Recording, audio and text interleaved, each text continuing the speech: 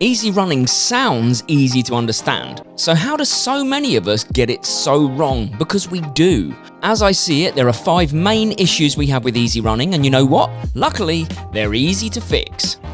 Now, before we get started, I do want to say just one thing. This whole channel is based around the joy of running. So if going out, not being told what to do, and just running easy is your thing, it's the thing you love to do, I'm not here to tell you differently. No one should. I just want you to love running. And if you do me a favor, click the subscribe button, stay with us on the journey so that we can share that joy of running together. You can get so far just going out, running and being consistent. I'm absolutely not here to tell you differently, and I would never do so. But when it comes to easy running, there are ways we can possibly get it wrong, and I just want to highlight those to make your experience even better. But actually, I'm gonna let Mary take you out on a run. It's me out here on my easy run. But what if you're doing your easy runs too hard? It's something I learned from experience, and I think most of us do. We get it a bit wrong and then we learn to get it right and get the benefits. When you think about why people do it, it's really interesting. And I think if you grew up playing sport, team sports, invasion sports, then you're pretty much programmed to be uncomfortable during sport or exercise. So maybe it's a natural thing for people to push hard and for it not to feel easy. If that applies to you, let us know in the comments, because I think it's a really interesting point. Or we feel like we want to get faster when we're running, so we think that running faster is going to do that. And yes, there's some sense in that, but obviously not if you do it all the time. We've got to train that aerobic base. And for people who are used to being uncomfortable, actually running comfortably, running easy is the uncomfortable thing. Like, that is out of your comfort zone. Running so easy that you almost feel guilty, having that slow pace, keeping the heart rate low, that is actually discomfort for some people because they're just not used to it. And I think ego-wise, not consciously, ego-wise, we feel like we have to work hard, we have to push. So actually keeping things easy can be really tricky for many people, me included. And I'm losing it now. Now I'm talking to you, which is going to lead me on to how to know if you're running easy. So how to check if you're running easy: can you breathe through your nose? Could you hold a conversation and speak in sentences? Does it feel like around a 5, maybe a 6 out of 10 on the effort scale? And does it genuinely feel easy? Like, you know you could run harder, but you're not going to. You're going to keep that control, keep it feeling genuinely easy. If you're doing those things, then you're probably in the right place. How about you just do too much easy?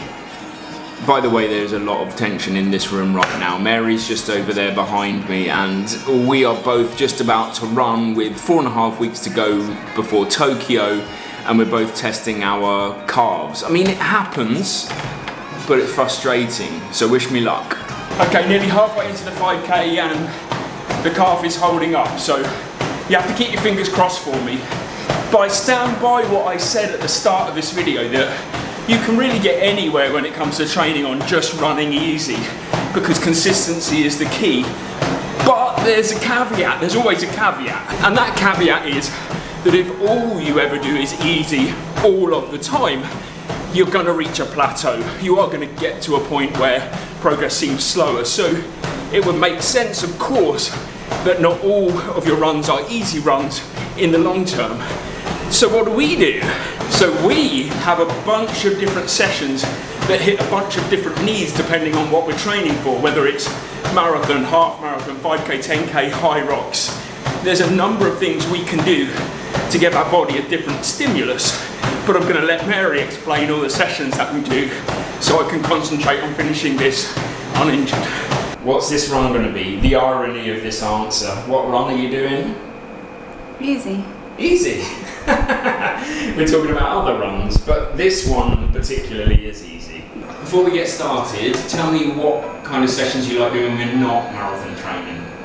Yeah, when we're not marathon training, we love mixing it up and doing some faster, more intense speed work. So like 400 meter repeats, 200s, mixed speed sessions, hill repeats, just having loads of fun, getting some good speed in the legs. In the marathon block, we start with lactate threshold, carry that all the way through, different sessions once a week, and then we also do tempo work, which at the start is all by heart rate, and about halfway through the block we'll switch those to marathon pace sessions.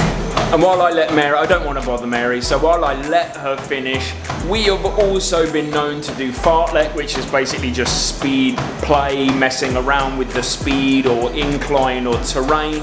There's so many different sessions on top of easy that we have done at relevant parts in our year, and it does enrich our running. And as I said at the start, you can definitely get away with just easy running, I promise you that, and if that's what you like, then do it. But if you're looking for that extra little something, there's a bunch of suggestions right there for you.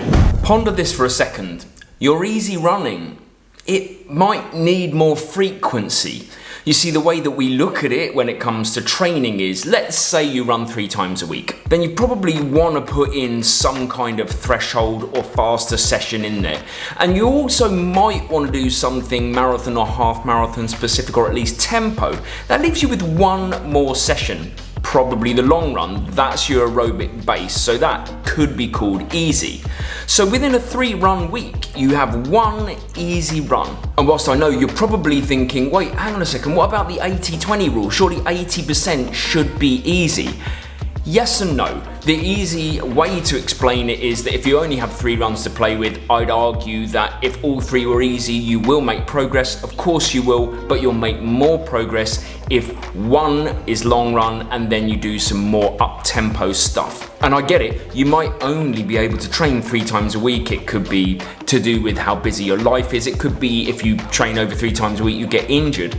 But the way I've always looked at it is we build easy around sessions, and each week there's usually 2 sessions for me when it comes to marathon training or half marathon training. And that's your lactate threshold, sometimes earlier in the block it's speed, and it's tempo, which might change to marathon pace. So that's 2 sessions. The rest of the week we play with frequency-wise easy. Then she moved on to 5 runs a week, but she was never adding sessions. That's the point. She was never adding more fast stuff. Her body was just being able to tolerate more easy stuff. The frequency of easy was going up. And right now for the Tokyo Marathon training block, she's actually been at 6 days running and 8 runs a week. So she's been doing 6 easy runs and 2 sessions within her training. But we've built there over a long period of years. You can't just go from 3 to 8. So essentially what we're looking for in our training, in everybody's training, is how much at this point in time right now of easy work can your body tolerate around 1 to 2 really targeted sessions per week. And if that is every other day and you never get injured and you feel like you can make progress, great. But if you're like me and maybe you can do 2 sessions and then 2 other runs, maybe 3 at a push, then that's also fine. Everybody's got their own limits, but it's how much easy can you tolerate in the week around sessions. It's all about frequency of easy. One thing that we talk about a lot with everybody that we coach in our membership group is that easy, it's a spectrum. There's not just one pace that's easy. So what do I mean by that? Well, that's why I'm on the bike actually, to give you a good example. Right now I'm cycling easy, as in my aerobic base zone, probably zone 1. But if I were to up my effort, even by quite a fair bit on the bike, I'd still be in zone 2, which is still my aerobic base zones, which is still kind of what's supposed to be easy. So with running, it's the same. I could go out and I could do a trail run, stroke hike, stroke walk with Mary, 10-minute kilometers, and that'd be easy. But by the same token, I could go out and I could probably run a full 20 minutes per kilometer, and that still be in my aerobic base zones, which we would still term easy. But it's a spectrum, that's the point. It's not actually easy, but it's working the aerobic base zones, which is what we want out of that session. So I'll give you the best example I know of when it comes to aerobic base training or easy running, and that's the MAF method.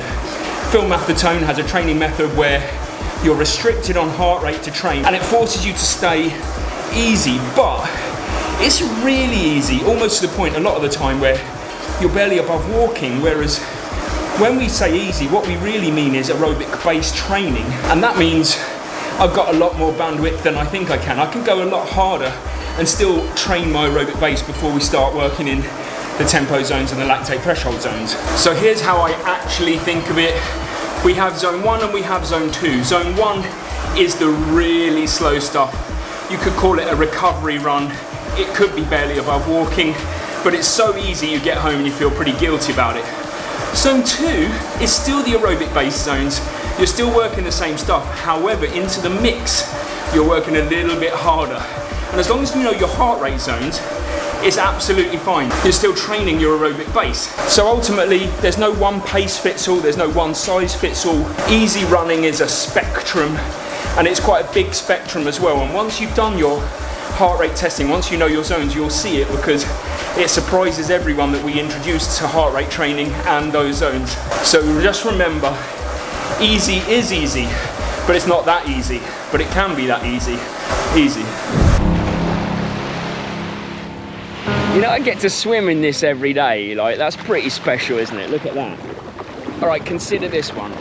What if all your paces and zones were wired wrong? Go with me on this one, because Mary did a point earlier in the video where she was talking about, you know, the natural inclination is probably to run too hard on easy runs, but also the natural inclination in the early days of running is to not run hard enough on the hard runs, especially on the runs where maybe you're trying to get your pace or your heart rate zones. Like when you do a 5 kilometer time trial, for example, I suspect when we coach people, a lot of people hold themselves back in the early days. Yeah, because like 5k is quite a long way in the early days, and also you might want to back off at 3k when it really starts to hurt.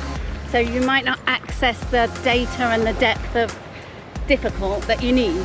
Which obviously affects kind of how you look at your paces and your zones moving forwards. But the good news, well, there is good news, trust me. Look at this. Hello. Hello. I only came out here because like there's so many people on the beach, and I still don't really like talking to camera in front of loads of people. So the good news is this: the more you train, the more you run, the more you learn about yourself in all different sessions, from your easy runs to your hard runs, the more you're able to unlock the next level and the next level. Great examples are people that we coach, maybe when they do their first time trial or first race, we look at their heart rate data and we think, you've hit higher in random sessions throughout the year, so why can't you hit it here?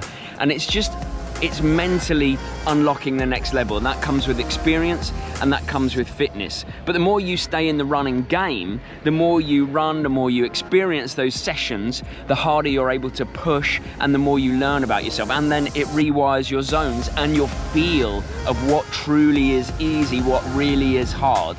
So I suppose the message of this one is, don't worry too much in the early days if you get it wrong. The more you stay in the game, the more you're going to learn, the more you're going to get it right. Come on, do us a favour. If we've helped you in any way in this video, consider clicking the subscribe button. It might not mean much to you, but it means a load to us, because we've got a crazy 2026 that we want you to come with us on. And also watch this video here, because it's how most runners get their threshold sessions wrong. And I just took a tiny camera and strapped it to Mary's head for your enjoyment. Thanks for watching. See you Wednesday.